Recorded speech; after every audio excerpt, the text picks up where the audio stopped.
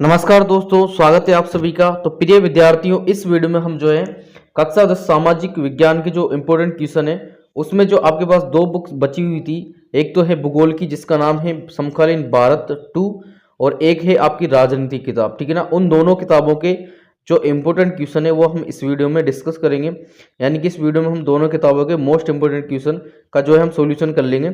और इसमें हमने केवल एक नंबर से इसमें हमने एमसीक्यू और रिक्त स्थान के अलावा 1 नंबर वाले क्वेश्चन, 2 नंबर वाले क्वेश्चन, 3 नंबर वाले क्वेश्चन और 4 नंबर वाले क्वेश्चन सभी का जो है इसमें समावेश किया है। और इससे पहले हम जो है आपको पार्ट 1 पार्ट 2 बना चुके हैं, उसमें अगर आपने वो नहीं देखे तो उसको आप जरूर देखें। तो देखिए, सबसे पहले हम बात करेंगे समकालीन भारत 2 यानी भूगोल की किताब की। इसमें देखिए आपका पार्ट 1 है संसाधन एवं विकास। इसमें से एक तो एमसीक्यू क्वेश्चन आएगा और एक 2 नंबर का क्वेश्चन इसमें से आने वाला है। तो देखिए, एमसीक्यू क्वेश्चन के लिए आप इसमें जो है एक तो ये क्वेश्चन कर सकते हैं कि प्रथम अंतर्राष्ट्रीय पृथ्वी सम्मेलन किस शहर में आयोजित किया गया, ठीक है ना। ये ब्राजील के जो शहर है रियो डी जेनेरो, इसमें जो है आयोजित किया गया था। और एक क्वेश्चन है कि भारत में राष्ट्रीय वन नीति के अनुसार वनों के अंतर्गत कितने प्रतिशत भौगोलिक क्षेत्र वांछित है, ठीक है ना, यानी कि कितने प्रतिशत क्षेत्र पर जो है वन होना चाहिए। तो ये 33% क्षेत्र इसमें आंसर आ जाएगा, ठीक है। इसके बाद देखिए, नवीकरण योग्य संसाधन क्या क्या होते हैं और नवीकरणीय संसाधन तथा गैर नवीकरणीय संसाधनों का एक एक उदाहरण दीजिए। ये दोनों मिलाकर जो है 2 नंबर में आपसे पूछा जा सकता है, ठीक है। इसके बाद जो है अगला क्वेश्चन है, इसमें संसाधन से क्या अभिप्राय है। तो देखिए, संसाधन क्या होते हैं कि हमारे पर्यावरण में उपलब्ध प्रत्येक वस्तु जो हमारी आवश्यकताओं को पूरा करने में प्रयुक्त की जा सकती है और जिसको बनाने के लिए प्रौद्योगिकी उपलब्ध है, जो आर्थिक रूप से संभाव्य और सांस्कृतिक रूप से मान्य है, एक संसाधन है, ठीक है। ये 2 नंबर में क्वेश्चन आपसे पूछा जा सकता है। इसके बाद अगला क्वेश्चन है मृदा संरक्षण के 2 उपाय सुझाइए, यानी कि 2 उपाय आपको इसे बताने हैं जिससे मृदा का संरक्षण किया जा सके। तो देखिए, एक तो क्या कर सकते हैं, ढाल वाली भूमि पर जो है जुताई समोच्च रेखाओं के समानांतर करने से ढाल के साथ जल बहाव कम होता है, इससे मृदा संरक्षण किया जा सकता है। अगला है कि पेड़ों को कतारों में लगाकर रक्षक मेखला बनाकर पवनों की गति कम करके भी मृदा संरक्षण किया जा सकता है। क्लियर। इसके बाद अगला क्वेश्चन है कि मानव द्वारा संसाधनों के अंधाधुंध उपयोग से उत्पन्न 2 समस्याओं को स्पष्ट कीजिए, यानी कि जो संसाधन है उनको जो है मानव द्वारा अत्यधिक जो है उपयोग में लिए जा रहे हैं, तो उससे कौन सी 2 समस्याएं उत्पन्न होगी। समस्या तो बहुत सारी उत्पन्न होंगी, लेकिन आपको 2 समस्या इसमें लिखनी है। तो ये 2 समस्याएं आप जो है याद कर लेना। इसके बाद अगला है कि नवीकरणीय संसाधनों और अनवीकरणीय संसाधनों में 2 बिंदुओं में अंतर लिखिए, यानी कि इनमें अंतर आपसे पूछा जा सकता है। इसमें अगला क्वेश्चन है भूमि निम्नीकरण संरक्षण के 2 उपाय बताइए। तो ये आप 2 उपाय जो है लिख सकते हैं। अगला क्वेश्चन है इसमें कि समाप्यता के आधार पर संसाधनों का वर्गीकरण कीजिए, ये जिसमें देखिए नवीकरण योग्य संसाधन और अनवीकरण योग्य संसाधन, इनके बारे में आपको डिटेल भी लिखना है थोड़ा सा, क्योंकि 2 नंबर का ये प्रश्न बनेगा। इसके बाद जो है इसके बाद अगला क्वेश्चन इसमें एजेंडा 21 क्या है समझाइए, ठीक है ना। एजेंडा 21 के बारे में आपको समझाना है। और एक है सतत पोषणीय विकास को परिभाषित कीजिए, ये इसके क्वेश्चन है। देखिए, आपके भूगोल में जो है इंपॉर्टेंट क्वेश्चन ज़्यादा बनते हैं, ठीक है ना, तो कुछ इंपॉर्टेंट क्वेश्चन कुछ पार्ट में ज़्यादा भी रहेंगे। देखिए, अगला पार्ट है इसमें वन एवं वन्य जीव संसाधन। इसमें से देखिए आपको एक तो एमसीक्यू पूछा जाएगा और 1 नंबर का प्रश्न इसमें से पूछा जाएगा, ठीक है। तो 1 नंबर का प्रश्न में आपसे पारिस्थितिकी तंत्र किसे कहते हैं ये पूछा जा सकता है। तो इसकी परिभाषा क्या है कि मानव और दूसरे जीवधारी मिलकर एक जटिल तंत्र का निर्माण करते हैं जिसे पारिस्थितिक तंत्र कहते हैं। अगला देखिए, अगला क्वेश्चन आपका देखिए पौधे और प्राणियों की जातियां। देखिए, ये सामान्य जातियां, संकटग्रस्त जातियां, सुभेद्य जातियां, दुर्लभ जातियां, स्थानक जातियां और लुप्त जातियां। इससे आपका क्वेश्चन जो है 1 नंबर का क्वेश्चन यहीं से बनने के 99% चांस है, ठीक है ना। कहाँ से कि जो जातियां हैं, अब इन जातियों में देखिए आपसे 2 तरह से क्वेश्चन पूछे जा सकते हैं। एक तो आपसे क्या पूछ, जैसे मान लो उसने पूछ लिया कि संकटग्रस्त जातियों से आप क्या समझते हैं या संकटग्रस्त जातियां क्या है, ठीक है, यानी कि उनकी परिभाषा पूछ ली। और एक आपसे क्या पूछा जाएगा, इनके उदाहरण, ठीक है ना। या ऐसे पूछ लिया कि दुर्लभ जैसे उसने पूछ लिया कि स्थानक जातियों के उदाहरण दीजिए या स्थानक जातियों को 2 उदाहरण दीजिए। या पूछ लिया कि लुप्त जातियों के 2 उदाहरण दीजिए। तो ये वाला जो सेक्शन है जातियों का, इसको आप जरूर करें। यहाँ से 99% जो है चांसेस है 1 नंबर का क्वेश्चन आने की। इसके बाद देखिए अगला क्वेश्चन इसमें जो है ये आ सकता है, जैव विविधता को परिभाषित कीजिए। ठीक है, और एक आपका ये आ सकता है, भारत में तथा विश्व में जैव विविधता कम होने के एक कारण आपसे पूछा जा सकता है। इतना बड़ा नहीं पूछा जाएगा, एक कोई कारण आपसे पूछा जा सकता है। ठीक है, इसके बाद अगला पार्ट है आपका जल संसाधन। इसमें आपसे एक रिक्त स्थान का क्वेश्चन और एक जो है 2 नंबर का क्वेश्चन पूछा जाएगा। तो देखिए इसमें 2 नंबर के क्वेश्चन में आपसे राजस्थान के अर्ध शुष्क एवं शुष्क क्षेत्रों में वर्षा जल संग्रहण किस प्रकार किया जाता है, ये आपसे पूछा जा सकता है। ठीक है ना, इसको याद कर लेना आप। अगला क्वेश्चन है कि आपके अनुसार पानी के संरक्षण और प्रबंधन में बांस किस प्रकार जो है मदद करते हैं। ठीक है, ये क्वेश्चन को भी आप याद कर लेना। अगला है बाढ़ से बचाव के कोई 3 उपाय सुझाइए। ये क्वेश्चन इंपॉर्टेंट क्वेश्चन है, इसको भी आप जरूर जो है याद करें। बाढ़ से किस तरह से बचाव किया जा सकता है, उसके आपको 3 उपाय बताने हैं। अगला क्वेश्चन इसी में, वर्षा जल संग्रहण किसे कहते हैं, वर्षा जल संग्रहण के उद्देश्य लिखिए। ठीक है, देखिए नाम में इसकी परिभाषा है। और अगला है वर्षा जल संग्रहण हेतु बनाए जाने वाले टांका की प्रमुख विशेषताएं, यानी कि देखिए टांका की आपको कम से कम 2 प्रमुख विशेषताएं आपको याद रखनी है, या आपको टांका के बारे में जानकारी रखनी है। इससे भी आपका 2 नंबर का क्वेश्चन बनता है। इसके बाद अगला पार्ट है कृषि।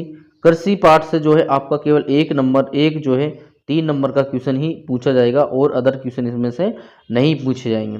तो इसमें पहला क्वेश्चन है, चावल की खेती के लिए उपयुक्त भौगोलिक परिस्थितियों का वर्णन कीजिए, या भारत में चावल की कृषि के लिए भौगोलिक दशाओं का उल्लेख कीजिए। यानी कि जैसे ये है कि मिट्टी किस तरह की चाहिए होती है, इसमें देखो चावल की कृषि के लिए डेल्टा मिट्टी जो है उपयुक्त मानी जाती है।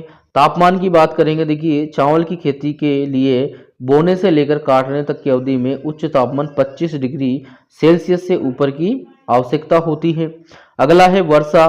तो वर्षा में देखिए चावल की कृषि के लिए 100 सेंटीमीटर से अधिक वर्षा अर्थात अधिक आर्द्रता की आवश्यकता होती है। चावल का पौधा 60 से 90 दिनों तक जल में डूबा रहना चाहिए, अतः इसके लिए पर्याप्त जल की आवश्यकता होती है। कम वर्षा वाले क्षेत्रों में इसे सिंचाई करके उगाया जाता है। तो ये वेरी वेरी इंपॉर्टेंट क्वेश्चन है, इसको आप जरूर करना। इसके बाद देखिए अगला क्वेश्चन, इसमें आपसे गहन जीविका कृषि से आप क्या समझते हैं, स्पष्ट कीजिए। ये क्वेश्चन आपसे पूछा जा सकता है। इसके बाद अगला क्वेश्चन इसमें कि रबी एवं खरीफ फसलों में कोई 3 अंतर लिखिए। देखिए रबी की फसल क्या होती है, रबी की फसलों में बुआई शीत ऋतु में अक्टूबर से दिसंबर के मध्य की जाती है, जबकि खरीफ की फसल कब बोते हैं, मानसून के आगमन के साथ ही जून जुलाई में ये बोई जाती है। ठीक है ना, यानी कि ये रबी की फसल जो है ये सर्दी में बोई जाती है और खरीफ की फसल जो है बरसात आने पर बोई जाती है। इसके बाद देखिए इसमें लास्ट इंपोर्टेंट क्वेश्चन है, प्रारंभिक या आदिम निर्वाह कृषि और व्यावसायिक या वाणिज्यिक कृषि के बीच अंतर लिखिए। ये भी मोस्ट इंपोर्टेंट क्वेश्चन है, इसको भी आप जो है जरूर करना।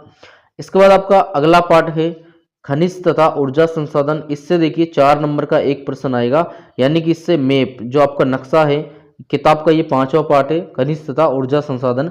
इससे जो है आपका 4 नंबर का क्वेश्चन यानी कि नक्शा इसी पार्ट से पूछा जाएगा। इस नक्शे में इंपोर्टेंट क्वेश्चन है, उसके बारे में हम अलग से आपको वीडियो देंगे।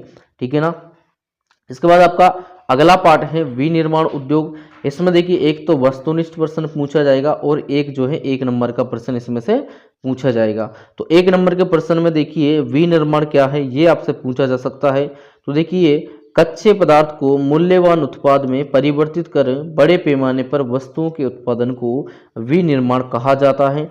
जैसे कि उदाहरण के लिए कपास से सूती वस्त्र, लो एस्क से लो इस्पात बनाना। ठीक है, अगला क्वेश्चन आपसे खनिज आधारित किन्हीं 2 उद्योगों के नाम बताइए, ये आपसे पूछा जा सकता है।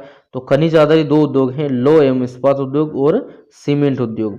अगला आपसे कृषि आधारित 2 उद्योगों के नाम पूछ सकता है, तो चीनी उद्योग और सूती वस्त्र उद्योग, यहाँ पर आंसर लिख देंगे। अगला है इसमें कि सीमेंट बनाने के लिए काम आने वाली किन्हीं 2 कच्चे माल का नाम लिखिए, यानी कि सीमेंट बनाने में 2 कच्चे माल कौन से काम में आते हैं। तो एक तो आता है चूना पत्थर और एक आता है सिलिका। अगला है इसमें सीमेंट का पहला कारखाना कब और कहाँ खोला गया। तो ये जो है 1904 में चेन्नई में लगाया गया था। ठीक है, इसके बाद अगला पार्ट है इसमें राष्ट्रीय अर्थव्यवस्था की जीवन रेखा है।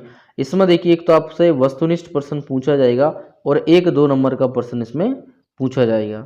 तो 2 नंबर वाले प्रश्न की बात करेंगे, इसमें आपसे राष्ट्रीय राजमार्ग क्या है संक्षेप में बताइए, ये क्वेश्चन आपसे पूछा जा सकता है।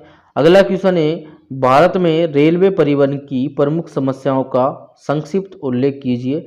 ये आपसे यानी कि रेलवे परिवहन की क्या क्या समस्या, देखो एक तो है बहुत बड़ी संख्या में यात्रियों द्वारा बिना टिकट यात्रा करना, ये सबसे बड़ी जो है समस्या है। अगला है कुछ लोगों द्वारा अनावश्यक रूप से आपात जंजीर खींचना, यानी कि जो जंजीर होती है उसमें ट्रेन को रोकने की, उसको ये खींच देते हैं। और एक है रेलवे की संपत्ति को नुकसान पहुंचाना।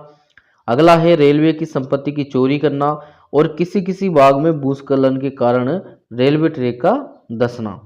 इसके बाद अगला क्वेश्चन है अंतर्राष्ट्रीय व्यापार पर संक्षिप्त टिप्पणी लिखिए, या अंतर्राष्ट्रीय व्यापार से आप क्या समझते हैं, ये क्वेश्चन आपसे पूछा जा सकता है। अगला क्वेश्चन है इसमें कांडला बंदरगाह पर एक टिप्पणी लिखिए, मोस्ट इंपोर्टेंट क्वेश्चन है, इसको आप जरूर याद करना। अगला क्वेश्चन है इसमें स्वर्णिम चतुर्भुज परियोजना क्या है, इसको भी आप जो है जरूर याद करना। इसके बाद इसमें अगला क्वेश्चन है सड़क परिवहन के 4 प्रमुख महत्व लिखिए। और लास्ट है इसमें पाइपलाइन परिवहन क्या है, ठीक है। इसके बाद देखिए इस तरह से ये जो है आपके भूगोल के जो है मोस्ट इंपोर्टेंट क्वेश्चन यहाँ से खत्म हो जाते हैं। इसके बाद आपकी आती है अगली बुक है राजनीति की, यानी कि लोकतांत्रिक राजनीति 2, ठीक है। इसमें आपका पहला पार्ट है सत्ता की साझेदारी। तो सत्ता की साझेदारी में देखिए एक तो आपका एमसीक्यू क्वेश्चन पूछा जाएगा और एक नंबर का क्वेश्चन पूछा जाएगा और एक 2 नंबर का क्वेश्चन पूछा जाएगा। तो 1 नंबर के क्वेश्चन में देखिए एक तो ये पूछा जा सकता है कि बेल्जियम में कितने भाषाभाषी लोग रहते हैं, यानी कि देखिए बेल्जियम में जो है 59% तो डच रहते हैं, 40% जो है फ्रेंच और 1% जो है जर्मन भाषी लोग रहते हैं। तो आपसे ये भी पूछा जा सकता है कि बेल्जियम में डच भाषी कितने प्रतिशत हैं, ठीक है ना। तो ये 59% है, या फ्रेंच का भी पूछा जा सकता है या जर्मन का भी पूछा जा सकता है। इसके बाद है कि बेल्जियम में तुलनात्मक रूप से कौन से लोग ज़्यादा समृद्ध और ताकतवर रहे हैं। तो यहाँ पर देखिए जो फ्रेंच लोग हैं वो सबसे ज़्यादा समृद्ध और ताकतवर रहे हैं। अगला क्वेश्चन में कि बेल्जियम ने 1970 से 1993 के बीच कुल कितने संविधान संशोधन किए। तो इन्होंने जो है कुल 4 संविधान संशोधन किए थे। अगला क्वेश्चन है इसमें श्रीलंका स्वतंत्र राष्ट्र कब बना। तो ये देखिए 1948 में जो है स्वतंत्र राष्ट्र बना। अगला है जातीय समूह से क्या आशय है। तो ये जो है आप याद कर लेना। नेक्स्ट इसमें बहुसंख्यकवाद से क्या तात्पर्य है, उस देश का नाम बताइए जहां बहुसंख्यकवाद है। अगला है सत्ता की साझेदारी का क्या अर्थ है। और नेक्स्ट इसमें श्रीलंका में तमिलों की प्रमुख मांगे क्या क्या थी। तो ये भी आप याद कर लेना। इसके बाद अगला पार्ट है इसमें संघवाद। संघवाद में देखिए एक तो आपसे एमसीक्यू क्वेश्चन पूछा जाएगा और एक 3 नंबर का क्वेश्चन आपसे पूछा जाएगा। 3 नंबर के क्वेश्चन में देखिए संघीय व्यवस्था की किन्हीं 4 विशेषताओं या किन्हीं 3 विशेषताओं को आपसे पूछा जा सकता है, ठीक है ना। इसमें देखिए एक तो दोहरा शासन होता है, शक्तियों का बंटवारा होता है, लिखित और कठोर संविधान है और स्वतंत्र एवं सर्वोच्च न्यायालय है। इसके बाद इसमें देखिए संघवाद क्या है, भारत में संघवाद का स्वरूप बताइए, ये भी आपसे इसमें पूछा जा सकता है। इसके बाद जो है अगला है कि सत्ता के विकेंद्रीकरण से क्या अभिप्राय है, विकेंद्रीकरण के पीछे बुनियादी सोच क्या है। और इसमें एक क्वेश्चन और ये है कि संघवाद ने जातीय समस्या को सुलझाने में बेल्जियम की सहायता किस प्रकार की। इसके बाद देखिए इसमें अगला पार्ट है आपका जाति धर्म और लैंगिक मसले। तो इसमें देखिए एक तो आपका एमसीक्यू क्वेश्चन पूछा जाएगा और एक जो है 1 नंबर का क्वेश्चन और एक आपसे 2 नंबर का क्वेश्चन इसमें पूछा जाएगा। तो 1 नंबर के क्वेश्चन में देखिए नगरीकरण किसे कहते हैं, ये आपसे पूछा जा सकता है। तो देखिए जब ग्रामीण लोग गांवों से किन्हीं कारणों से शहरों की तरफ जाने लगते हैं तो इस प्रक्रिया को नगरीकरण कहा जाता है। अगला क्वेश्चन है इसमें लिंग अनुपात का क्या अर्थ है, यानी कि लिंगानुपात किसे कहते हैं। तो देखिए किसी क्षेत्र में 1000 लड़कों के पीछे लड़कियों की संख्या को लिंगानुपात कहते हैं, यानी कि किसी क्षेत्र में 1000 लड़कों पर कितनी लड़कियां हैं उसकी संख्या को ही जो है लिंगानुपात कहते हैं। जैसे मान लो वर्ष 2011 में भारत में लिंगानुपात 943 था, यानी कि अगर हम 1000 लड़कों की बात करें तो लड़कियां कितनी हैं, 943। इसके बाद देखिए अगला क्वेश्चन है, इसमें लैंगिक असमानता से क्या आशय है, उदाहरण सहित स्पष्ट कीजिए। अगला है इसमें सांप्रदायिकता से क्या अभिप्राय है, ये 2 नंबर वाले क्वेश्चन, इनको आप जरूर करना। और नेक्स्ट है धर्मनिरपेक्ष राज्य से आप क्या समझते हैं।